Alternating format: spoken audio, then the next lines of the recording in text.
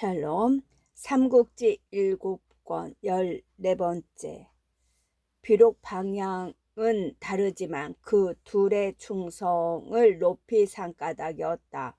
뿐만이 아니었다. 유비는 몸소 황권과 유파의 집을 찾아가 자신과 함께 일하기를 권했다.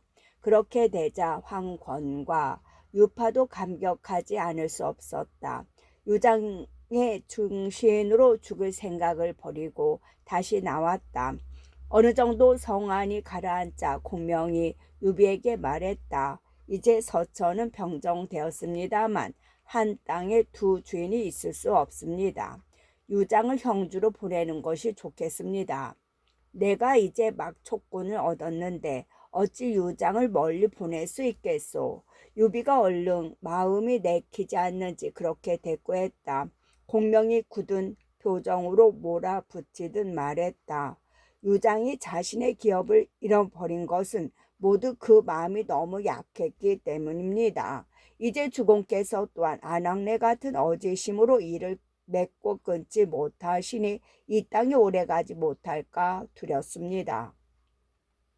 그 말을 듣자 유비도 공명이 시키는 대로 따르지 않을 수 없었다. 크게 잔치를 열어 유장을 위로한 뒤 조용히 말했다. 계옥은 이제 재물과 가솔들을 수습해 남군 공안으로 옮겨가도록 하게. 진이 장군의 인수를 내릴 터이니 거기서 잠시 쉬는 게 좋겠네. 말은 그럴듯해도 유장으로 보면 귀양살이나 다름없었다. 그러나 어찌하랴. 유장은 그날로 길을 떠나 공안으로 갔다. 유장이 떠나간 뒤 유비는 스스로 익주목이 되어 항복한 문무 벼슬아치들에게 모두 호환상을 주고 벼슬을 높였다. 엄하는 전 장군으로 삼고 법정은 촉근 태수, 동하는 장군 중랑장, 허정은 좌장군 장사, 방위는 영중 삼아, 유파는 좌장군, 황권은 우장군으로 삼았다. 그 밖에 오이, 비관, 이회, 백양, 타금, 이염, 오란, 뇌동, 장익, 진복, 조조, 여의, 곽준, 등지, 양흥, 주군, 비유, 비시, 맹달 등에게도 각기 공에 맞는 상과 벼슬을 내리니 이때 유비가 쓴 서촉 사람은 합쳐 60명이 넘었다. 유비는 또 원래부터 거느리고 있던 형주 양양의 사람들에게도 벼슬과 상을 내리는 데 인색하지 않았다. 제갈량은 전과 다름없이 군사 한 자리만 지켰으나 관우는 당구 장군 한수정후가 되고 장비는 정로 장군 신정후가 되었다. 조는 진원 장군, 황충은 정서 장군이 되었으며 위원은 양무 장군, 마초는 평서 장군이 되었다. 그 밖에 손권, 미추, 간홍, 미방, 유봉, 관평, 주창, 요화, 마량, 마속, 장환, 이적 등도 한 사람 빠지지 않고 벼슬에 올랐다. 그리고 관우에게 황금 500근, 은 1000근의 50만 정과 촉에서 난 좋은 비단 1000피를 보냈으며 다른 문무 관원들에게도 등급을 나누어 골고루 상을 내렸다.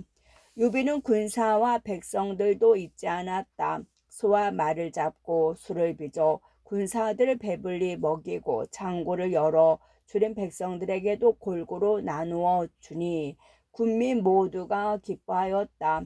서천의 새 주인으로서 흠뻑 인심을 쓴 것이었다.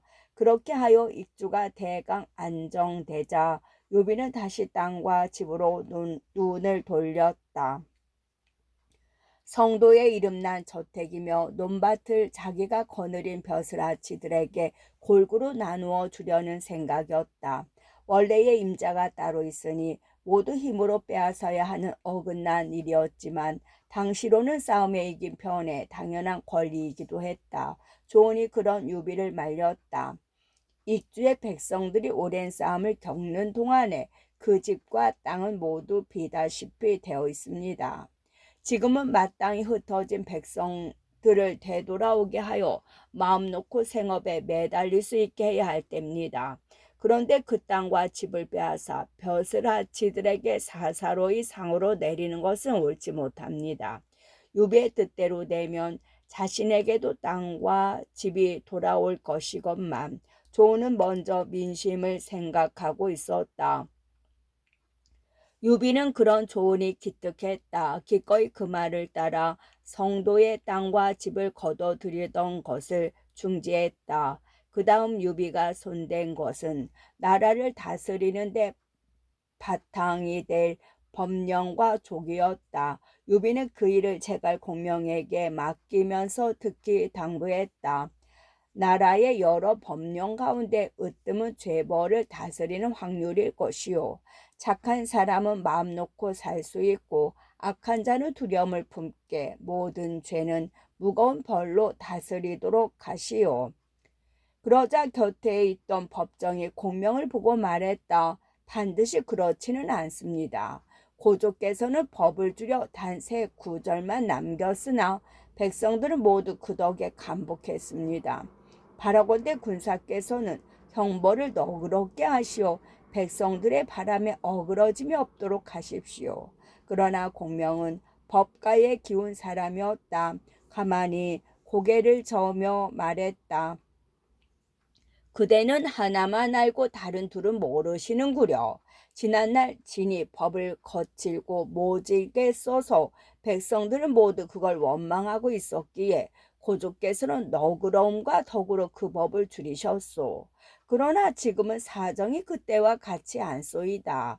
유장이 어둡고 약해 덕으로 다스리지 못하면서 그 형벌마저 위험이 없어 군신의 도리가 차차 어지러워졌던 것이요. 총애하는 자만 벼슬을 높이니 벼슬이 높아질수록 남을 해치고 무턱대고 따르는 자에게만 은덕을 베푸니 은덕을 받는 자는 거만해졌소. 유장이 망한 것은 실로 그 때문이었던 것이 왜다. 그런 다음 문득 정색을 하며 말을 이었다. 장강을 뒤덮는 혹이. 나는 이제 법령으로 위험을 세워 그게 지켜지는 게 오히려 은덕이 됨을 알게 할 것이며 또 벼슬에는 한도를 두어 벼슬이 오르면 그게 영화로운 것임을 알게 할 것이요. 은덕과 영화로움을 아는 게 되살려지면 아래 위는 절로 절도가 있게 되게 마련이니 이로써 다스리는 도리는 뚜렷해질 수 있을 것이외다. 그러자 법정도 말문이 막혔다. 예와 이제를 아울러 꿰뚫은 공명의 말에 감복하여 머리를 숙이는 수밖에 없었다. 그럭저럭 성도의 군민이 모두 안정을 되찾자 유비는 다시 아직도 유비 밑에 들기를 마다하는 서천의 골들을 평정하기 시작했다. 익주마흔한 고을로 군사를 나누어 보내니 오래전에 그 모두가 온전한 유비의 땅으로 변했다. 그 무렵 법정은 족군 태수로 임지가 있었다. 원래 사람됨이 그리 좀스럽지는 않았으나 은원을 지나치게 가렸다. 지난날 그가 어려울 때에 밥 한 끼라도 먹여준 일이 있는 사람이면 모두 자자 은혜를 갚는 것까지는 좋았지만 남에게 눈 흘김을 받을 정도의 작은 원한까지도 모두 들춰 그 갚음을 하는 데는 어지간한 사람도 눈살을 찌푸리지 않을 수 없었다. 어떤 사람이 그걸 부풀려 공명에게 일러 바쳤다. 법정에 하는 짓거리가 너무 지나칩니다. 좀 꾸짖는 게 옳겠습니다. 그러자 공명이 빙긋 웃으며 대답했다. 지난날 우리 주공께서 형주를 지키고 계실 때의 어려움을 생각해 보시오. 북쪽으로는 조조가 두렵고 동쪽으로는 손건이 겁나는 딱한 저지였소. 그때 만약 법정이 도와 이 땅을 얻을 수 있게 해주지 않았더라면 주공께서는 그대로 엎드러져 다시는 일어서실 수 없게 되고 말았을 것이요. 그런데 이제 와서 어떻게 법정이 하는 일을 가로막고 그 마음 내키는 대로 하는 바를 꾸짖을 수 있겠소. 언제나 상벌의 엄격한 공명이었지만 때로는 이와 같이 융통을 부릴 줄도 알았다. 법정의 공훈을 높이 산다는 뜻도 있지만 자칫하면 그를 꾸짖는 게 유장 밑에 있다가 항복한 모든 벼슬아치들을 불안하게 만들지도 모른다는 생각에서 불문에 붙이는 쪽을 택한 것 같다. 그 소문은 곧 법정의 귀에도 들어갔다. 불효했던 시절에 응어리진 감정을 이기지 못해 좀 지나친 짓을 한 것은 사실이나 법정이 봄시 그리 막힌 사람이 아니었다. 공명이 했다는 말을 듣자 스스로 깨달은 바 있어 그 뒤로는 다시 남의 원성을 살리를 하지 않았다. 그러던 어느 날이었다. 어느 정도 마음의 여유를 얻은 유비가 공명과 더불어 한가한 얘기를 나누고 있을 때 사람이 와서 알렸다.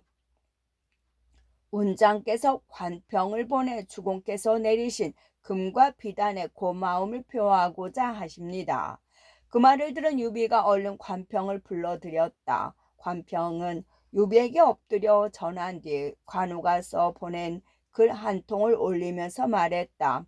아버님께서는 마초의 무예가 뛰어나단 말을 들으시고 서천으로 와서 한번 겨뤄보고자 하십니다. 어느 쪽 솜씨가 더 나은가를 재보고 싶을 뿐이니 허락해달라고 큰 아버님께 말씀드리라는 분부셨습니다. 그 말에 유비는 크게 걱정이 되었다. 곁에 있는 공명을 보며 단식하듯 물었다. 만약 운장이 서천으로 와서 마초와 솜씨를 겨룬다면 둘 중 하나는 상하게 되고 말 것이오. 이를 어찌했으면 좋겠소. 그러나 공명은 별로 걱정하는 눈치가 아니었다.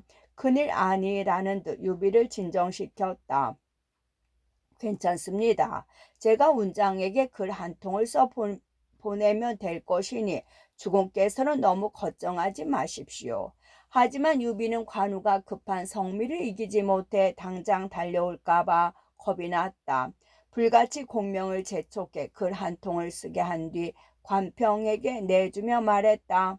너는 밤낮을 가리지 말고 달려가 운장에게 이거를 전하라.